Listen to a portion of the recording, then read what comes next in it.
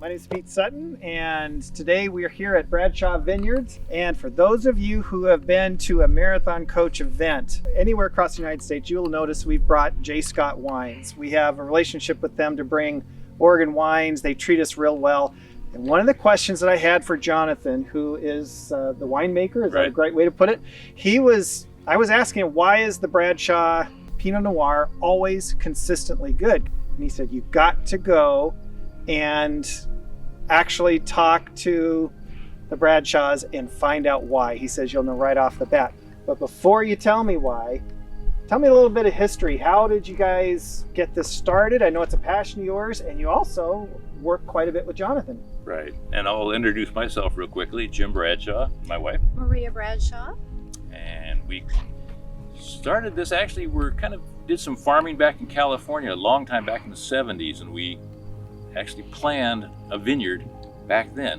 When Jim had the idea to move to Oregon, it was his idea, and grow grapes, I wasn't adverse to it because I came from an agricultural family. My dad was an agronomist at UC Davis, and my grandparents farmed, and so I was good with the idea. We looked all over the valley, Willamette Valley, from up in the McMinnville area down to here, and this piece of property just was the one. You could just tell.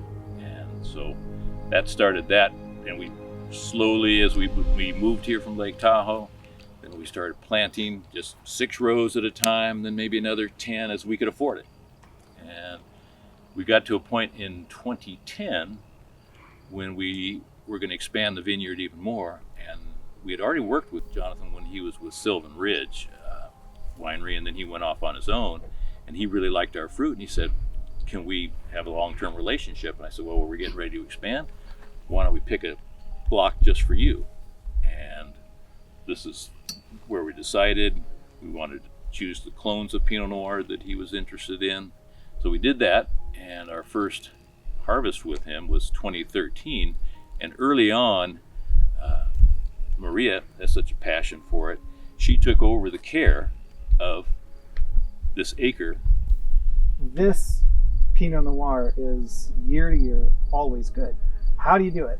Well, thank you, first of all, for acknowledging that. I studied with some of the finest people in viticulture, and they taught me how to bring the best out in the Pinot Noir. For a cluster of grapes, it needs 10 leaves to ripen it through the photosynthetic process. And so the first time I was out here doing it, I was going, okay, 1 cluster. Okay, very monotonous. But now, after doing it for so many years, I have an eye for it, and I can just see, where the cluster should be on the vine, and there needs to be airflow, and leaves need to be removed in certain places and be in certain places. So I'm a detail-oriented person, and I'm up here doing my detail work, and I enjoy it. I love it. One of my last passes, I would literally touch each cluster to make sure that it's falling free, that there aren't any leaves in its way. Okay. Yeah. And make sure that this area is called the fruiting zone is open. And once again, that there are enough leaves up here to ripen it. And if there are any secondaries in the fruiting zone, I'll take those.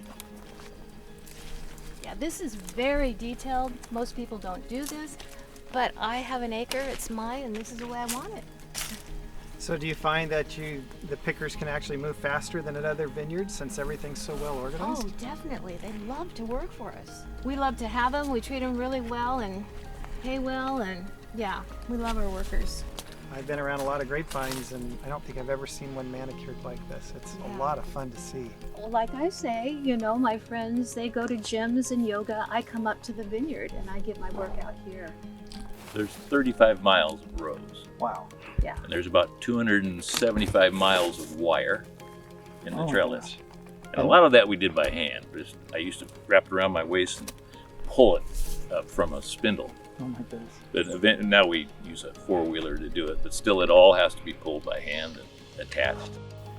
There's kind of an average of about at least 15 times visiting them by hand. That's not any of the tractor time or anything else. That's actually going and manipulating somehow, whether it be leaf removal, shoot positioning, fruit removal, all of those things have to be done by hand.